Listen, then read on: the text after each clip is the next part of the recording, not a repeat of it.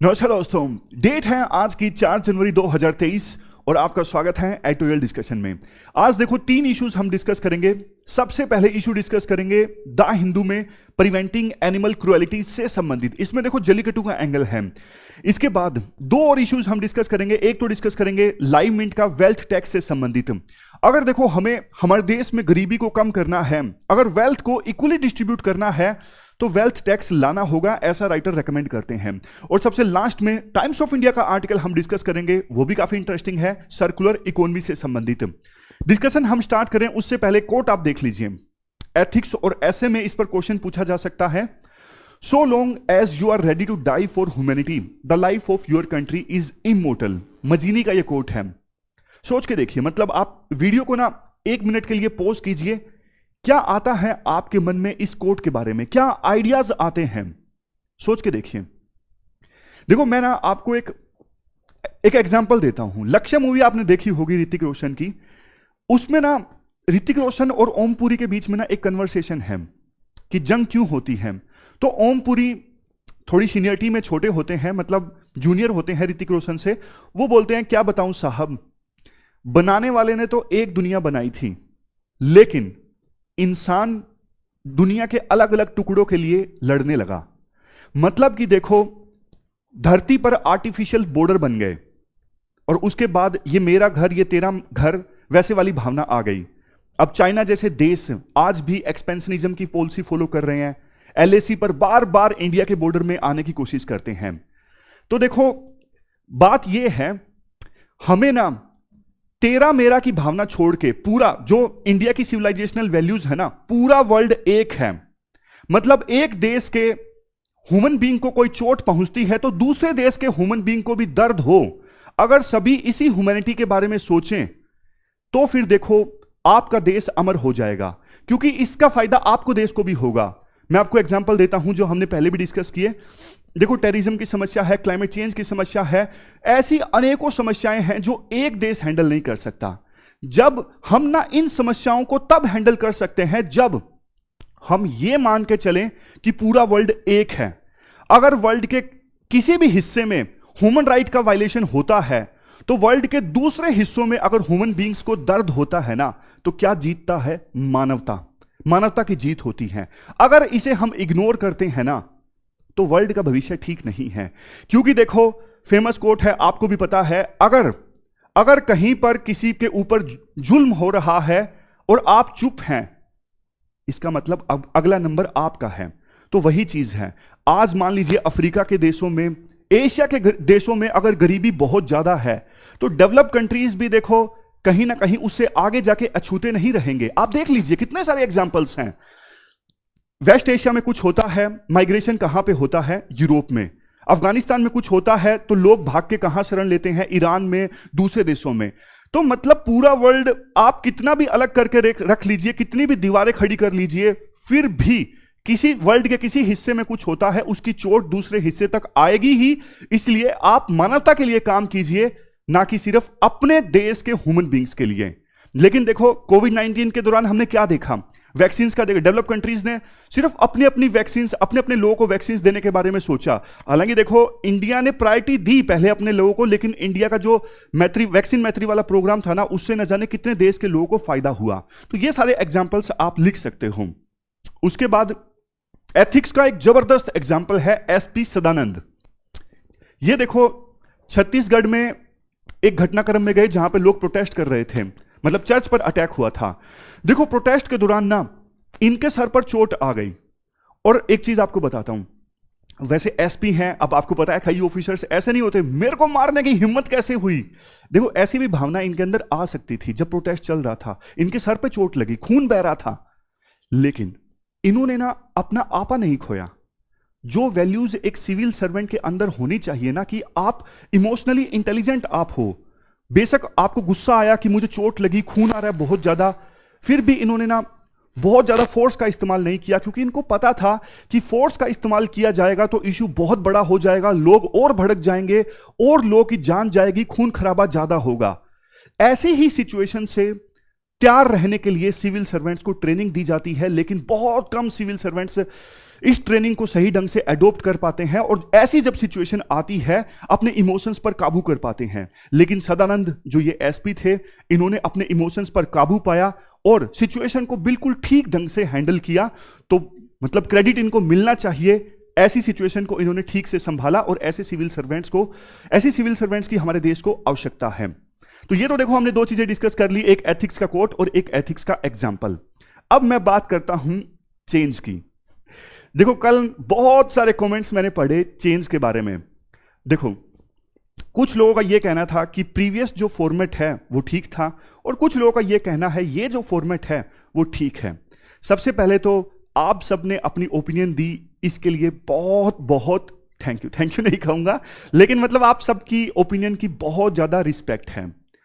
देखो जब मैंने ये फॉर्मेट के बारे में सोचा था ना, तो बहुत से लोगों के साथ डिस्कस भी किया था और मतलब ये था कि हाँ कम्युनिटी में बहुत से ऐसे एस्पायरेंट्स होंगे जिनको नया फॉर्मेट पसंद नहीं आएगा।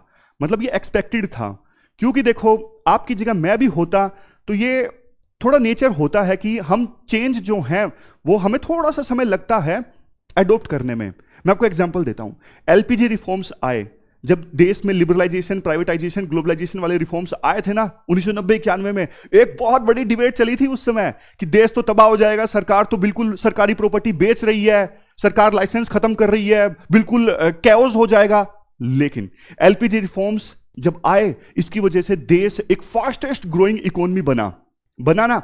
हालांकि ग्रोथ आई वो जॉबलेस थी, इसके मतलब एलपीजी रिफॉर्म्स के काफी नुकसान भी हुए लेकिन फायदे ज्यादा हुए। अब एक्सपर्ट्स में इस बात को लेकर सहमति है कि एलपीजी रिफॉर्म से देश को बहुत फायदे हुए। इवन देखो जब राजीव गांधी कंप्यूटर लेके आए थे ना, तब भी एक बहुत बड़ी डिबेट चली थी, कंप्यूटर सारी जॉब्स खत्म कर देगा, कंप्यूटर तो हमारे देश में कंप्यूटर नहीं आना चाहिए, बहुत विरोध हुआ था। मतलब आपके घर में कोई बड़ा हो तो उनसे एक बार पूछ के देखिएगा। देखो मैं ये एग्जाम्पल देके ये कतई नहीं साबित करना चाहता कि चेंज हमेशा अच्छा होता है, हमेशा अच्छा नहीं होता। आप डिमोनेटाइजेशन का एग्जाम्पल देखिए, डिमोनेटाइजेशन की वजह से खामखा लाइनों में लगे, बहुत कुछ कहा गया था और वैसा परिणाम डिमोनेटाइजेशन का नहीं आया। अभी हाल ही में सुप्रीम कोर्ट का वर्डिक्ट भी आया डिमोनेटाइजेशन के ऊपर। मतलब ऐसा नहीं है कि चेंज हमेशा अच्छा होता है, लेकिन देखो एक चीज आपको माननी होगी, चेंज अच्छा है या फिर नहीं है उसको जानने के लिए थोड़ा समय देना चाहिए। मतलब अब हमने नए फॉर्मेट में डिस्कस करना स्टार्ट किया है, हम कुछ महीने, कम से कम 2-3 महीने तो दे के देखते हैं ना। अगर आपको नहीं पसंद आया तो कोई बात नहीं, जैसा आप बोलोगे, आपकी ओपिनियन तो देखो सबसे ऊपर है। मतलब मैं पर्सनली बायस्ड हूं इस फॉर्मेट के लिए, मतलब मैं आपसे कुछ छुपाऊंगा नहीं, मैं बायस्ड इसलिए हूं क्योंकि मुझे तो अच्छा लगता है कंफर्ट जोन्स को चैलेंज करना। वो फॉर्मेट बहुत आसान हो गया था, इस फॉर्मेट में बहुत मेहनत लगती है, आप बोलते हो और सुबह सुबह आपको नहाना पड़ता है वीडियो बनाने के लिए। तो मतलब मुझे तो ये फॉर्मेट अच्छा लगता है, लेकिन मेरी ओपिनियन मैटर नहीं करती, आपकी एज ए कम्युनिटी की ओपिनियन मैटर करती है। जैसे देखो पार्लियामेंट और स्टेट असेंबली में क्या होता है, दोनों कानून बना सकते हैं, लेकिन कॉन्करेंट लिस्ट में कोई मामला हो तो ये मामला कॉन्करेंट लिस्ट में आता है। यूं मान लीजिए आप भी कानून बना सकते हो, मैं भी बना सकता हूं, लेकिन मैं स्टेट असेंबली हूं, आप पार्लियामेंट हो। मतलब मेरे लिए ये फॉर्मेट अच्छा है, लेकिन आप बोलोगे तो मेरा कानून नलीफाई हो जाएगा, आपका प्रिवेल कर जाएगा। जैसा पार्लियामेंट का बनाया कानून स्टेट असेंबली के ऊपर प्रिवेल कर जाता है। चलो बहुत डिस्कशन हो गई, आप थोड़ा समय दीजिए इस फॉर्मेट को, हम 2-3 महीने डिस्कस करके देखते हैं, बाद में वोटिंग हो जाएगी, जैसा आप बोलोगे वैसा हो जाएगा। ठीक है, अब डिस्कशन हम स्टार्ट करते हैं। First important article is related to preventing animal cruelties. और देखो इस आर्टिकल में ना जल्लीकट्टू पर फोकस है। आप जीएस पेपर 3 के इस टॉपिक से आर्टिकल को रिलेट कर सकते हो। जैसा कि हम हमेशा करते हैं, बेसिक्स और बैकग्राउंड की बात पहले करते हैं। वैसे तो आपने जल्लीकट्टू वर्ड के बारे में सुना होगा, जो बिगिनर्स हैं उनको मैं बता देता हूं। जल्लीकट्टू तमिलनाडु में खेले जाने वाला एक स्पोर्ट है जिसे 2000 सालों से लगातार खेला जा रहा है। लेकिन हाल फिलहाल में ना इसको लेके बहुत सारे क्वेश्चंस उठे हैं। पहले मैं आपको बताता हूं इस गेम में होता क्या है, फिर बताता हूं क्वेश्चंस क्यों उठे। जैसे देखो इसमें ना बुल होता है, बुल को कंटेस्टेंट्स काफी सारे, जैसे 10, 15, 20 लोग इसे खेल रहे हैं और वो ना बुल को कंट्रोल करने की कोशिश करते हैं। कंट्रोल कैसे करने की कोशिश करते हैं, बुल का जो ये ऊपर उठा हुआ हिस्सा है ना, इसे कहा जाता है हम्प, इसे हम्प कहा जाता है। और ना बुल के इस हिस्से को ऐसे एकदम से ना पकड़ने की कोशिश की जाती है, और जैसे एकदम से हम्प हाथ में आ गया तो बुल कंट्रोल हो जाता है, फिर वो अपनी मूवमेंट्स बंद कर देता है। और जो कंटेस्टेंट ऐसा कर लेता है ना, वो कंटेस्टेंट इस पूरे मुकाबले को जीत लेता है। इस गेम को कहा जाता है game of bull against bull. एक तो ये बुल हो गया, आप बोलोगे दूसरा बुल कौन है? दूसरा बुल है इंसान। तो मतलब इंसान को भी बुल कहा गया है क्योंकि वो बुल को कंट्रोल करने की कोशिश करते हैं ऐसे पकड़ के। और अगर देखो जितने भी कंटेस्टेंट गेम खेल रहे हैं ना, 15, 20, 25, अगर वो बुल को कंट्रोल नहीं कर पाते हैं तो मतलब वो हार गए। फिर कौन जीतता है? फिर जीतता है बुल का ओनर, मतलब जिसने बुल को इस प्रकार से तैयार किया है कि उसे कोई भी कंटेस्टेंट कंट्रोल नहीं कर सका, उसे टेम नहीं कर सका। तो ये है गेम, मतलब ये हमने बात की बेसिक्स की। अब देखो इसको लेके क्वेश्चंस इसलिए उठते हैं कि बहुत से लोगों का, जो पेटा जैसी ऑर्गेनाइजेशंस है ना, उनका यह मानना है कि इस गेम में ना बुल पर बहुत ज्यादा अत्याचार होता है, उसको पेन होता है, उसको बहुत ज्यादा सफरिंग्स होती है, इसलिए इस गेम पर बैन लगा दिया जाए।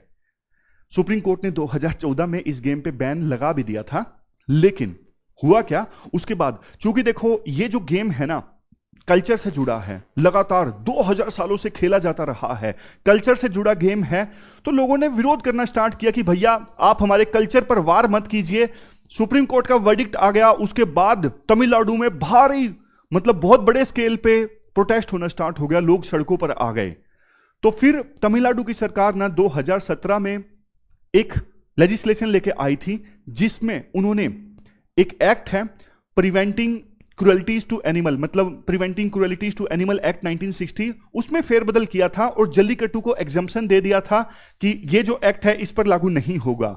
तो अब ना तमिलनाडु ने जो सुप्रीम कोर्ट के फैसले को पलटा था 2007 में, मतलब सुप्रीम कोर्ट के फैसले को नलीफाई किया था 1960 के एक्ट में फेरबदल करके, अमेंडमेंट करके, तमिलनाडु असेंबली के, तमिलनाडु की जो असेंबली है ना स्टेट असेंबली, उसी के इस अमेंडमेंट को चैलेंज किया गया है सुप्रीम कोर्ट में, और सुप्रीम कोर्ट का वर्डिक्ट आने वाला है कि तमिलनाडु की स्टेट असेंबली ने जो कुछ किया, प्रिवेंटिंग क्रुएल्टीज टू एनिमल एक्ट 1960 में जो अमेंडमेंट किया, वो सही है या फिर गलत है। अगर देखो सुप्रीम कोर्ट यह कहता है कि तमिलनाडु की सरकार ने इस एक्ट में जो फेरबदल किया वो सही है, तो जल्लीकट्टू खेला जाते रहेगा आगे भी। लेकिन अगर सुप्रीम कोर्ट ने यह बोल दिया कि तमिलनाडु की सरकार ने जो किया, मतलब स्टेट असेंबली में जो अमेंडमेंट पास की गई वो गलत है, तो फिर से जल्लीकट्टू पे संकट के जो बादल हैं वो आ जाएंगे। ये पूरा बैकग्राउंड हमने डिस्कस किया। अब आप स्लाइड्स पर देख लीजिए ताकि आसानी से आपके दिमाग में भी प्रिंट हो जाए, और मैं आगे नहीं आऊंगा, चिंता मत कीजिए, आप स्लाइड आसानी से देख लीजिए। ये है जल्लीकट्टू, जल्लीकट्टू कैसे खेला जाता है बताया गया है, ये बैकग्राउंड बताया गया है जो मैंने आपको बताया। 2014 में Animal Welfare Board of India versus A Nagaraj case में 2 जजेस की बेंच ने जजमेंट दी थी। सुप्रीम कोर्ट ने जल्लीकट्टू पर बैन लगा दिया था इस एक्ट में, क्योंकि कहा गया था कि ये जो गेम है, गेम काफी ज्यादा पीड़ा होती है एनिमल्स को, बुल को इस गेम में। उसके बाद देखो, उसके बाद एक काफी इंपॉर्टेंट कंसेप्ट डिस्कस किया जाता है। कंसेप्ट ये है कि देखो जब अभी सुप्रीम कोर्ट में इस मामले पर हियरिंग चल रही थी ना, सुनवाई चल रही थी, तो राइटर कहते हैं बहुत सारी ना कमियां सामने आई कि हमारे संविधान में ना एनिमल्स के ऊपर ज्यादा कुछ बोला नहीं गया है, मतलब एनिमल्स के राइट्स को प्रोटेक्ट करने के लिए कुछ खास नहीं किया गया है। आप बोलोगे नहीं, क्योंकि आपने लक्ष्मीकांत पढ़ी है, आपको याद आएगा, अरे सर बात की जाती है डीपीएसपी में भी, फंडामेंटल ड्यूटी और फंडामेंटल ड्यूटीज में भी एनिमल की वेलफेयर की बात की जाती है, एनिमल की प्रोटेक्शन की बात की जाती है। बिल्कुल सही, राइटर इस बात को मान रहे हैं कि देखो डीपीएसपी में और फंडामेंटल ड्यूटीज में एनिमल्स को प्रोटेक्ट करने की बात कही जाती है, लेकिन आप एक क्वेश्चन का आंसर दीजिए, क्या फंडामेंटल ड्यूटीज और डीपीएसपी इन्फोर्सेबल हैं? नहीं, इन्फोर्सेबल नहीं है। तो फिर इन्फोर्सेबल ही नहीं है तो फिर एनिमल्स को बचाने के लिए संविधान में कोई और प्रोविजन किया गया है? आंसर है नो। जैसे देखो ह्यूमन बींग्स को, मतलब हम सबको, जनता को, सिटीजन्स को प्रोटेक्ट करने के लिए फंडामेंटल राइट्स हैं। हमारे फंडामेंटल राइट्स का हनन होता है तो हम डायरेक्टली सुप्रीम कोर्ट में जा सकते हैं, हाई कोर्ट में जा सकते हैं। क्या वो फंडामेंटल राइट्स एनिमल्स के लिए हैं? नहीं, एनिमल्स के लिए नहीं है, क्योंकि देखो जब हम पर्सन्स के फंडामेंटल राइट्स की बात करते हैं ना, तो पर्सन्स में एनिमल्स नहीं आते। ये ऐसी ऐसी अनेकों कमियां सामने आई हमारे संविधान में जब इस इशू पर सुप्रीम कोर्ट में सुनवाई हो रही थी, ऐसा राइटर बोलते हैं।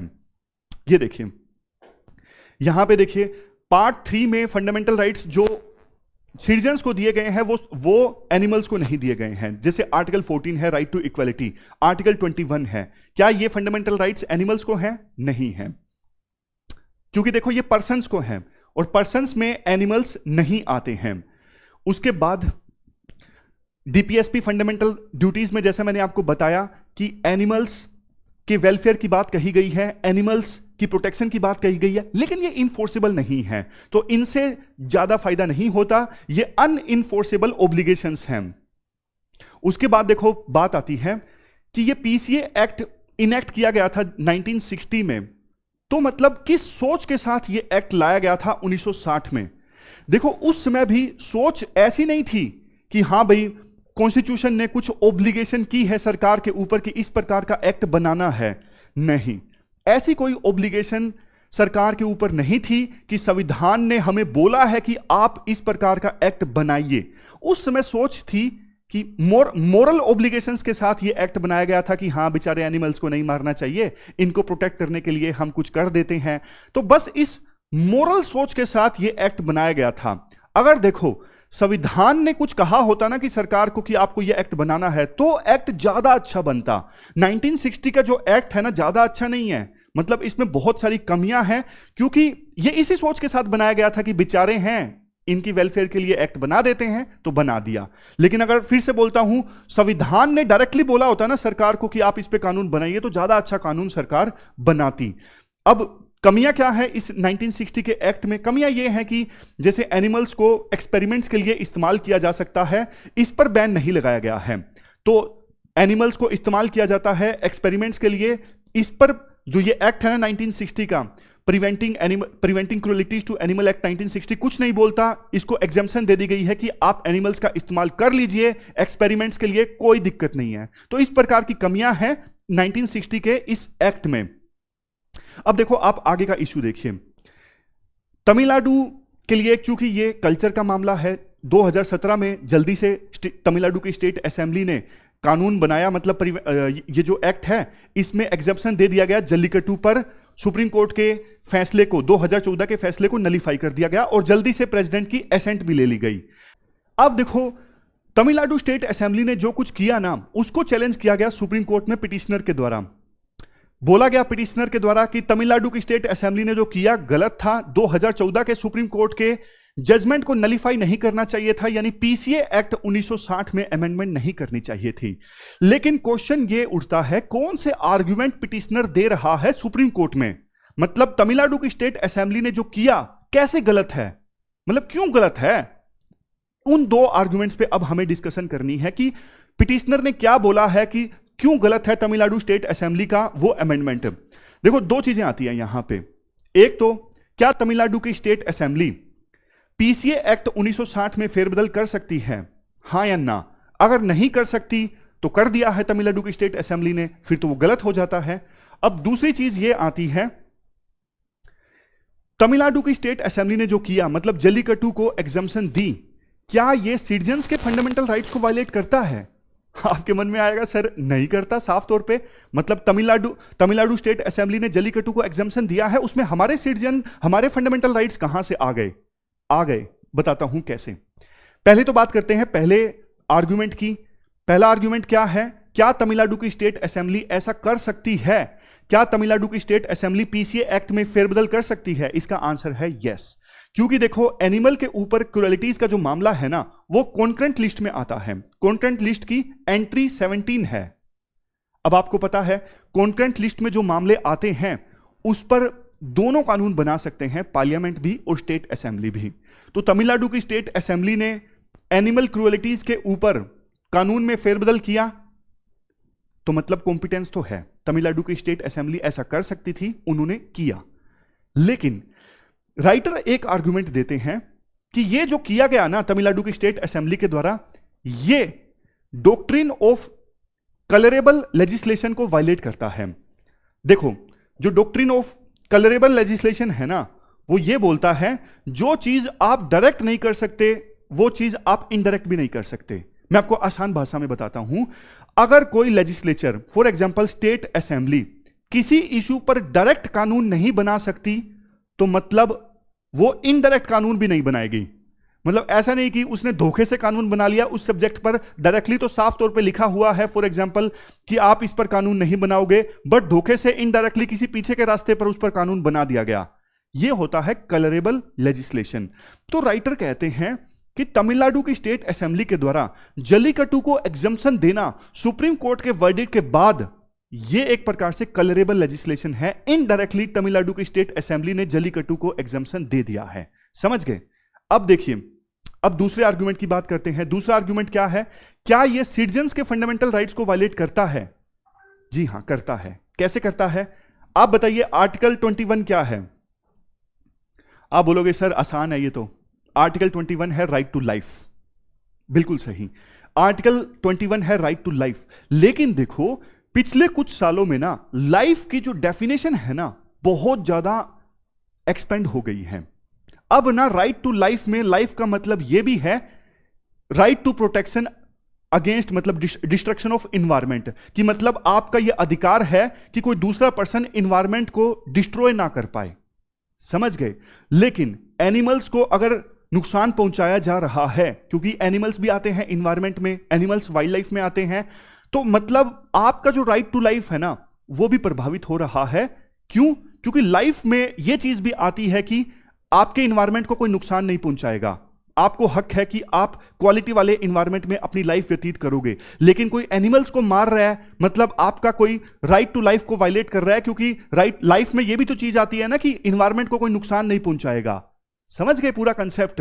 कंसेप्ट ये है, सिटीजन्स को जो राइट टू लाइफ अभी है ना, जो फंडामेंटल राइट है, उस लाइफ में राइट टू इन्वायरमेंट भी आता है और इन्वायरमेंट में एनिमल्स भी आते हैं। तो मतलब अगर एनिमल्स को कोई नुकसान पहुंचाता है तो आपका राइट टू इन्वायरमेंट वायलेट हो रहा है, आपका राइट टू लाइफ वायलेट हो रहा है। यह पूरा कंसेप्ट है। अब लास्ट में ना, अब मतलब इन दोनों आर्गुमेंट्स के बेस पे राइटर तो जाहिर तौर पे यही बोलना चाहते हैं कि पिटिशनर के आर्गुमेंट सही हैं। लास्ट में वो ये बोलते हैं, कंक्लूड ये करते हैं कि आप उस डिबेट को छोड़िए कि संविधान में एनिमल्स को फंडामेंटल राइट है या नहीं है। मान के चलिए कि संविधान में एनिमल्स को फंडामेंटल राइट्स नहीं दिए गए हैं, लेकिन पिटिशनर का जो दूसरा आर्गुमेंट है ना, यह बिल्कुल सही है कि राइट टू लाइफ में एनिमल्स की प्रोटेक्शन भी शामिल है। सिटीजन्स को उस इन्वायरमेंट में जीने का अधिकार है जहां पे एनिमल्स सरवाइव कर रहे हैं। एनिमल्स भी आपको पता है फूड चेन का हिस्सा है, वाइल्ड लाइफ का हिस्सा है। अगर उनको नुकसान पहुंचता है तो पूरी फूड चेन खराब होती है, वाइल्ड लाइफ नष्ट होती है और सिटीजन्स का जो राइट टू लाइफ है वो भी डाइल्यूट होता है। तो इस पर खेला जा सकता है। सुप्रीम कोर्ट जो वर्डिक्ट देगी, सुप्रीम कोर्ट को इस एस्पेक्ट पे ज्यादा फोकस करना चाहिए। तो ये पूरा आर्टिकल हमने डिटेल से डिस्कस किया, पूरा कंसेप्ट जाना। अब चलते हैं अगले आर्टिकल की तरफ। इसके बाद दूसरा जो आर्टिकल है ना, वो वेल्थ टैक्स से संबंधित है और ये आर्टिकल भी देखो बहुत ज्यादा इंटरेस्टिंग है। आप जीएस पेपर 3 के इस टॉपिक से आर्टिकल को रिलेट कर सकते हो। क्या कंटेक्स्ट है? देखो, किसी भी डेवलपिंग कंट्री में या फिर गरीब देश में सरकार के ऊपर ना हर तरफ से प्रेशर आता है। मतलब गरीब लोगों के लिए कुछ करना है, किसानों के लिए कुछ करना है, वर्किंग क्लास के लोगों के लिए कुछ करना है, मिडिल क्लास के लिए कुछ करना है और इंफ्रा भी डेवलप करना है।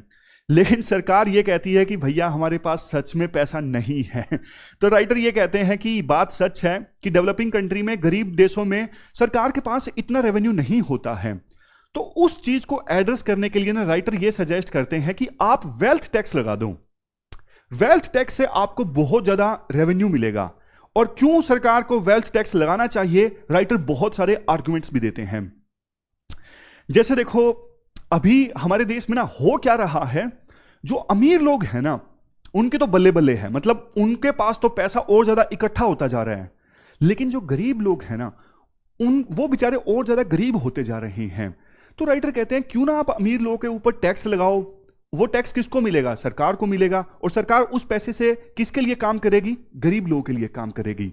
अब देखो, यहां पे एक और पॉइंट जो आर्टिकल में रेज किया जाता है, राइटर ये कहते हैं, देखो अक्सर ये बोला जाता है कि कोई अमीर है तो अपनी मेहनत की वजह से अमीर है, उसने अच्छी एजुकेशन प्राप्त की है, उसके पास मेरिट है। एक क्वेश्चन मैं आपसे पूछूं, क्या हमेशा ऐसा होता है? नहीं, हमेशा ऐसा नहीं होता यार।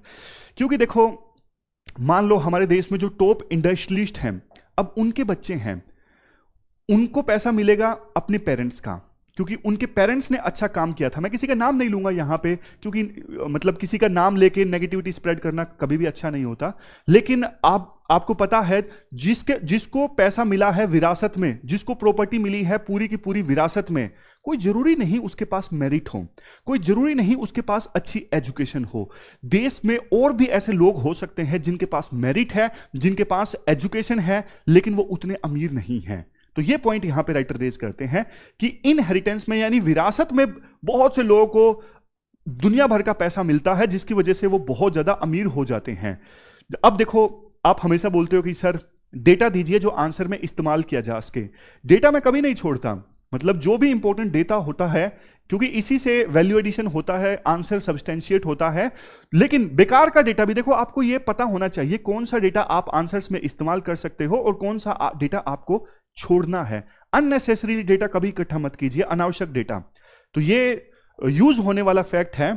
क्या है, मान लीजिए आप लिस्ट बनाओ, जैसे सबसे ऊपर अमीर आदमी है अदानी, उसके बाद अंबानी, ऐसी टॉप 10% अमीर लोगों की लिस्ट बनाओ। तो इन टॉप 10% अमीर लोगों के पास में जानते हो कितनी वेल्थ है? 65%। और नीचे के सबसे गरीब जो 10% लोग हैं ना, उनके पास जानते हो कितनी वेल्थ है? सिर्फ 6%। तो आप देख लीजिए अमीर और गरीब के बीच में कितनी खाई है हमारे देश में। और कोविड-19 के दौरान क्या हुआ? ऑक्सफैम की रिपोर्ट कहती है, ऑक्सफैम इंपोर्टेंट थिंक टैंक है, ऑक्सफैम की रिपोर्ट कहती है कि कोविड-19 के दौरान जो ये वेल्थिएस्ट पर्सन्स है ना, इनकी वेल्थ डबल हो गई। कैसे डबल हो गई? क्योंकि देखो, आपको याद होगा जैसे ही कोविड-19 आया था ना, एक बार तो प्रॉपर्टी के दाम गिरे, एक बार तो स्टॉक मार्केट क्रैश हुई, लेकिन उसके बाद प्रॉपर्टी के दाम ऑलमोस्ट डबल हो गए, स्टॉक मार्केट भी ऑलमोस्ट डबल पे आ गई। पहले 30,000 पे आ गई थी, 26,000 पे, फिर 60,000 पे आ गई। तो मतलब उनकी वेल्थ डबल हो गई। लेकिन कोविड का गरीब लोगों पर कितना बुरा असर हुआ आपको भी पता है, बहुत से लोग गरीबी रेखा से नीचे आ गए। तो मतलब ये एक आर्ग्यूमेंट बनता है कि वेल्थ टैक्स अभी लगाना चाहिए। लास्ट में देखो, कंक्लूजन में भी राइटर के द्वारा ये बात बोली जाती है। बहुत सारे लैटिन अमेरिकन कंट्रीज में, साउथ अमेरिका के देशों में one time solidarity wealth tax लगाया गया। मतलब कोविड आया, जिसकी वजह से बहुत से गरीब हो गए लोग, तो जिनके पास वेल्थ है ना, जो अमीर लोग हैं, उनके ऊपर वन टाइम वेल्थ टैक्स लगाया गया कि आप जैसे 10%, 20% अपनी वेल्थ का दे दीजिए, क्योंकि कोविड-19 के दौरान हालात खराब हुए थे, सरकार के पास पैसा नहीं है, तो वन टाइम आप वेल्थ टैक्स दे दीजिए। तो इंडिया को भी इस प्रकार के सॉल्यूशंस पे अभी काम करना चाहिए। अब देखो, एक और इंपॉर्टेंट पॉइंट आता है यहां पे। एक ना कंसेप्ट है, जैसे कैपिटलिज्म की जो आइडियोलॉजी को फॉलो करते हैं ना, वो ये बोलते हैं कि आप सब कुछ ना मार्केट पे छोड़ दो, क्या प्रोड्यूस करना है, कितने रेट पे बेचना है, सब कुछ आप मार्केट पे छोड़ दो। देखो, अगर मतलब कुछ लोगों ने ये कहा कि सर आप स्लाइड के आगे आ जाते हो। देखो, 1-2 दिन में ये चीज सेटल डाउन हो जाएगी।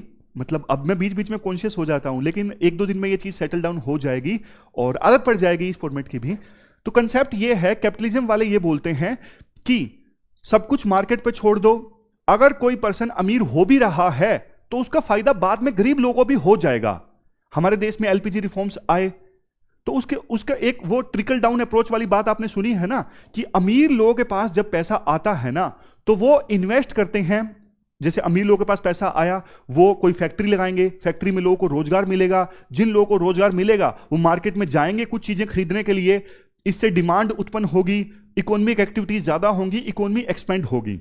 मतलब अमीर लोगों के पास पैसा आता है तो वो ट्रिकल डाउन होगा, वो गरीब लोगों के पास भी आएगा, क्योंकि वो इन्वेस्ट करेंगे। तो इसलिए आपको ना अमीर लोगों को ऊपर छोड़ देना चाहिए कि पैसे को कैसे इस्तेमाल किया जाए। बट देखो, राइटर कहते हैं हमेशा ऐसा नहीं होता। देखो, कोविड-19 में वेल्थिएस्ट जो लोग हैं उनकी वेल्थ डबल हो गई। क्या उन्होंने इन्वेस्ट किया? उनको पैसा मिला? क्या उन्होंने इन्वेस्ट किया? क्या रोजगार के अवसर पैदा हुए? नहीं हुए।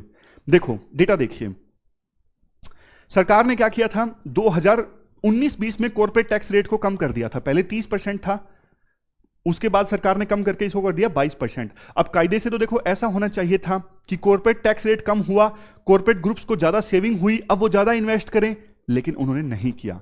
अनएम्प्लॉयमेंट हमारे देश में बढ़ती जा रही है। मई जुलाई का डेटा है, मई से लेकर जुलाई के बीच का, वो यूथ जो 15 से लेकर 24 के एज ग्रुप में आते हैं, इनमें से देखो 28.3% यूथ अनएम्प्लॉयड हैं। और इसके बाद में 20 से 24 की एज ग्रुप में जो यूथ आते हैं ना, इनमें से 43.3% जो यूथ हैं वो अनएम्प्लॉयड हैं। सच में मतलब बहुत ज्यादा समस्या है अनएम्प्लॉयमेंट की। डेटा देखिए, तो मतलब ये है कि वेल्थिएस्ट लोगों के पास में पैसा आ रहा है ना, वो इन्वेस्ट नहीं कर रहे हैं प्रोडक्टिवली उस पैसे को। अगर वो अच्छे से इन्वेस्ट करते तो रोजगार के अवसर पैदा होते, लेकिन रोजगार के अवसर नहीं पैदा हो रही हैं। तो अब सरकार को आगे आना पड़ेगा। सरकार को क्या करना पड़ेगा? सरकार को अब अपनी पॉलिसी चेंज करनी पड़ेगी, क्योंकि देखो हमेशा हम बात करते हैं डेमोग्राफिक डिविडेंड की, लेकिन ये भी बात करते हैं ये दो धारी तलवार है। हमारे देश में यूथ लोगों की संख्या ज्यादा है, बट अगर आपने उनको अच्छे से इस्तेमाल कर लिया तो वाह वाह है। अगर नहीं कर सके फिर तो देखो क्राइम इंक्रीज होगा। वही यूथ अपने उनके यूथ के पास एनर्जी होती है, वो कहीं तो इन्वेस्ट करेंगे ना। अगर पॉजिटिव कामों में नहीं कर सकते तो वो नेगेटिव कामों में करेंगे। समझ रहे हो? तो फिर ये खतरा है, इसलिए सरकार को आगे आना होगा। सरकार दो तीन चीजें करे। वेल्थ टैक्स तो लगाए, उससे पहले राइटर कहते हैं सरकार जो छोटे छोटे सेक्टर्स हैं ना, चाहे वो एग्रीकल्चर में हो, मैन्युफैक्चरिंग में हो या फिर सर्विस में हो, छोटे छोटे सेक्टर्स के प्लेयर्स, मतलब सेक्टर्स तो यही हैं, इन सेक्टर्स के छोटे प्लेयर्स को सरकार उनकी कैपेबिलिटी बूस्ट करे। जैसे एमएसएमईज हैं, micro medium and small enterprises हैं, इनकी कैपेबिलिटी पर सरकार ध्यान दे, क्योंकि ये बहुत से लोगों को रोजगार देते हैं। एमएसएमईज बहुत से लोगों को रोजगार देती हैं। इसके अलावा देखो यूथ है ना, उनकी कैपेबिलिटी को बूस्ट किया जाए। कैसे बूस्ट कर सकते हैं? एजुकेशन में इन्वेस्ट करके, उनको एम्प्लॉयमेंट प्रोवाइड करके, हेल्थ में इन्वेस्ट करके। आप बोलोगे सर इसके लिए चाहिए पैसा, तभी तो वेल्थ टैक्स लगाना है ना। ये देखिए वेल्थ टैक्स होता क्या है। देखो वेल्थ टैक्स ना कई सारी फॉर्म में हो सकता है, जैसे property tax, inherent tax, gift tax या फिर कैपिटल गेन टैक्स। जो वेल्थ टैक्स होता है ना, डायरेक्टली वेल्थ पे लगता है। डायरेक्ट टैक्स है, जैसे इनकम टैक्स डायरेक्ट टैक्स है, जैसे कॉर्पोरेट टैक्स डायरेक्ट टैक्स है। और इनडायरेक्ट टैक्स कौन से हैं? जैसे देखो जीएसटी है, वैल्यू एडिड टैक्स यानी वैट है, आप कोई सामान खरीदते हो उस पे लगता है। लेकिन ये जो डायरेक्ट टैक्स है ना, डायरेक्टली आपकी इनकम पे लगते हैं। मैं आपको एग्जांपल से बताता हूं, जैसे कैपिटल गेन टैक्स है।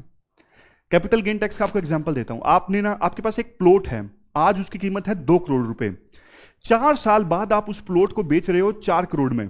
2 करोड़ का आपको फायदा हो रहा है, तो इस पे आपको टैक्स देना पड़ेगा। वो टैक्स है capital gain tax. Gift tax क्या है? आप किसी को गिफ्ट देते हो, जैसे आपने अपने दोस्त को ना 2 लाख की घड़ी दे दी, तो आपके दोस्त को 2 लाख रुपए का टैक्स, वो जो मिली है ना घड़ी, उसका टैक्स देना पड़ेगा। ये है गिफ्ट टैक्स।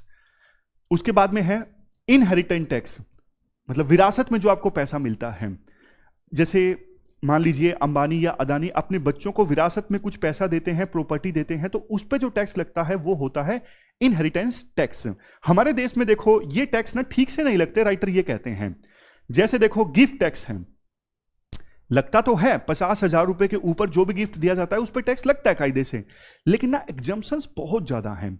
जैसे देखो पति पत्नी को अगर कोई गिफ्ट देता है, दोनों आपस में गिफ्ट देते हैं, माँ बाप अपने बच्चों को गिफ्ट देते हैं, तो उस पर टैक्स नहीं लगता है। मतलब ब्लड रिलेशन में जो दिया जाता है ना गिफ्ट, उस पर टैक्स नहीं लगता है। इतने ज्यादा एग्जम्पशंस हैं, इसलिए गिफ्ट टैक्स से ज्यादा रेवेन्यू सरकार को प्राप्त होता नहीं है। ये टैक्स नहीं लगता है। कैपिटल गेन टैक्स में भी काफी एग्जम्पशंस हैं। तो मतलब सरकार ना अभी अच्छे ढंग से वेल्थ टैक्स लगा नहीं रही है।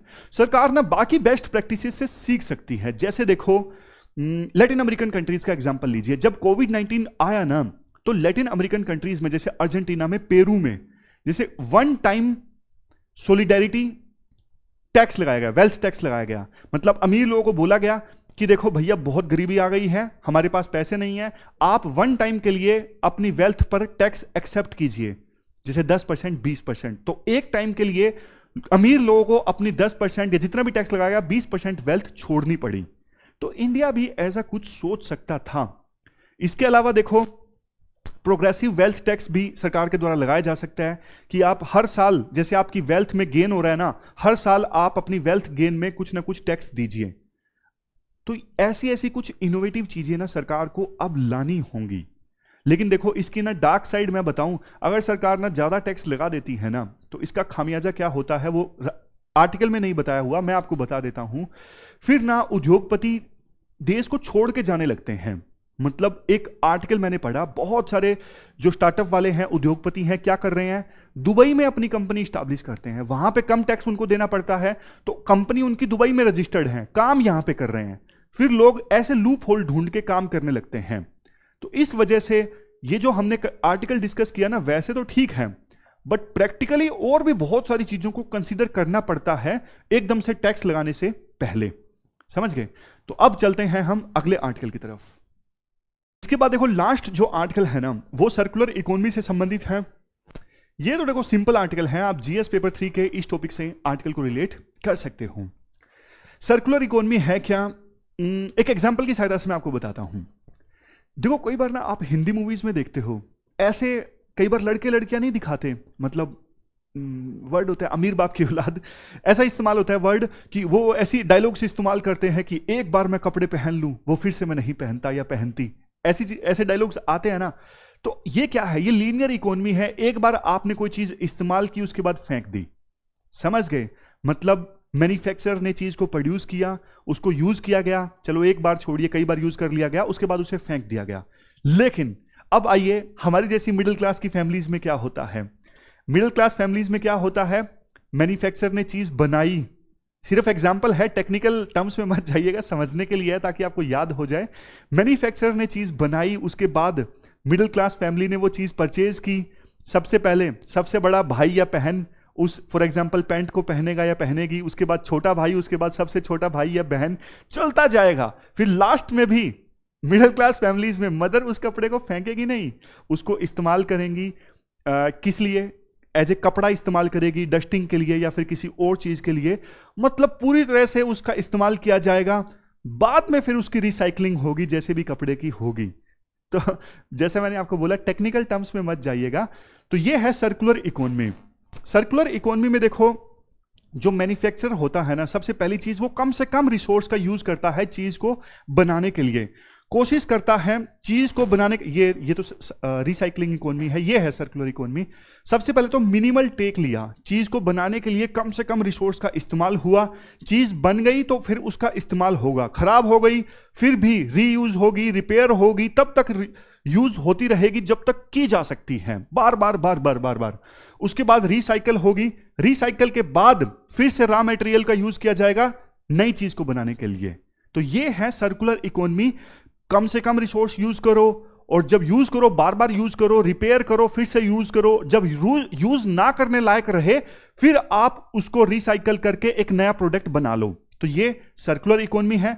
रिसाइकल इकोनॉमी में सिर्फ यूं होता है कि आपने कोई चीज बनाई, यूज की, रिसाइकल कर ली उसी समय। इसमें रीयूज पे फोकस नहीं होता है, बार बार यूज पर फोकस नहीं होता है, जैसे कि मिडिल क्लास फैमिलीज में होता है। देखो सर्कुलर इकोनॉमी में ना बहुत पैसा सेव किया जा सकता है, बहुत रिसोर्स सेव किया जा सकता है। क्लाइमेट के लिए भी जो सर्कुलर इकोनॉमी है बहुत जरूरी है, क्योंकि इतना ज्यादा एमिशंस होता है, आपको भी पता है। तो इसीलिए अभी जो कॉन्फ्रेंस ऑफ पार्टीज की मीटिंग हुई थी ना, उसमें सर्कुलर इकोनॉमी पे चर्चा की गई।